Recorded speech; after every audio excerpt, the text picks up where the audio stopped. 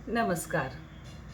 मेरी कहानी का शीर्षक है रोज़ फिर नया सा।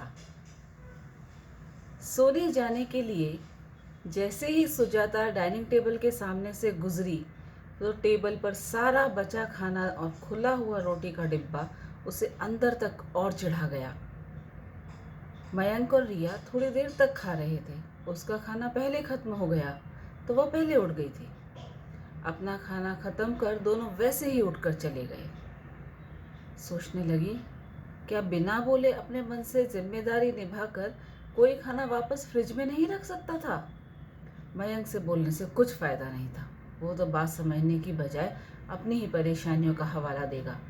कहेगा कि वो कितना करता है, ये मुझे समझ में नहीं आता। फिर बात से बात निकलेगी और सुजाता में अब उससे झगड़ने की हिम्मत नहीं बची थी। रिया को ज़रूर उसने बोला कि उसे ये सब खुद समझना चाहिए और वो हाँ कहकर फिर अपने काम में मसरूफ़ हो गई। खाना फ्रिज में रखकर बाकी सब वैसा ही छोड़कर सुजाता आकर बेड पर लेट गई। देखा जाए तो उसकी ज़िंदगी में वो सब कुछ था जो एक सामान्य ज़िंदगी में भरा पूरा लगता है। मयंक, उसका पति, 16 साल की बड़ी बेटी रिया और 13 साल की बेटी किंजल। मयंक एक फैक्ट्री में बड़ा मैनेजर था और बच्चे भी पढ़ाई में अच्छे थे। वो खुद एक कंपनी में मैनेजर है। पर जब रात को सब काम निपटा कर वो सोने जाती है तो एक खालीपन सा महसूस होने लगता है, जैसे कि वो एक चक्कर में फंसी हुई बस गोल गोल घूम रही है। कहीं कुछ आगे नहीं बढ़ रहा है। सब अपने में ही बहुत बिजी हैं। सब रूटीन उस पर निर्भर है।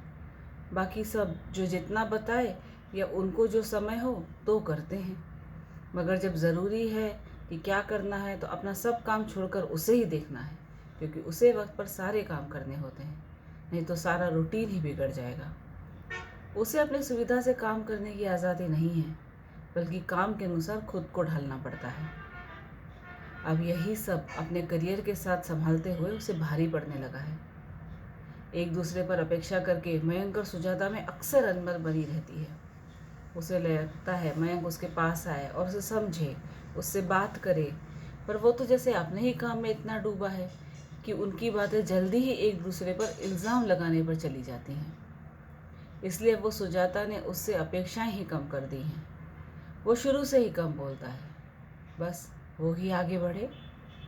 सुजाता को लगता है काश मयंक ज़रा सा मजाकिया होता तो आगे बढ़कर उसकी परवाह जताता। यही सब सोचते हुए सुजाता कब सो गई उसे पता ही नहीं चला। सुबह उठकर सुजाता रोज़ की तरह काम में मसरूफ़ हो गई। सुबह 10 बजे की मीटिंग के लिए उसके पहले उसे सबको नाश्ता बनाकर किचन में तैयारी करनी थी। 1 घंटे की मीटिंग ने सुजाता को थका दिया, पर अब बीच के वक्त में उसे खाने की तैयारी भी करनी थी। पर जैसे ही वो मेन हॉल में आई तो देखा रिया ने सारा ड्राइंग रूम साफ कर दिया था। किंजल और मयंक पूछ रहे थे, कुछ काम करना है क्या? ये देखकर सुजाता के चेहरे पर मुस्कान दौड़ गई। कल का सारा अवसाद कल में छूट गया। ये मुस्कान उसे फिर एहसास दिलाया कि बस यही ज़िंदगी का तरीका है। एक दूसरे से हम अपने तरीके से झगड़ते हैं और फिर कोई नया तरीका हमें नई आशाओं में बांध देता है।